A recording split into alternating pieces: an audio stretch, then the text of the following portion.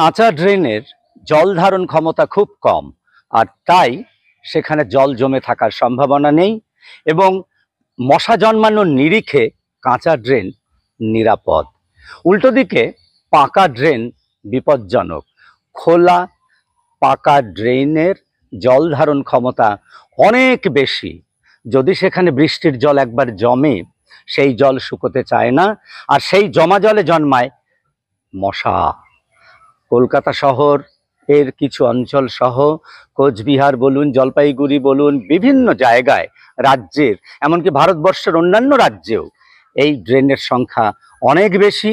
এবং কোথাও কোথাও এই ড্রেনগুলোকে আবার খানিকটা খানিকটা করে ঢেকে দেওয়া আছে স্ল্যাব দিয়ে, যেগুলো আরও বিপজ্জনক।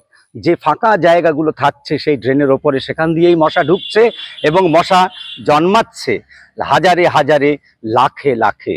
সুতরাং আন্ডারগ্রাউন্ড ড্রেনেজ সিস্টেম ছাড়া শহরতলিতে বা শহরে কিউলেক্স মশার উপদ্রব বা দাপট ঠেকানো মুশকিল।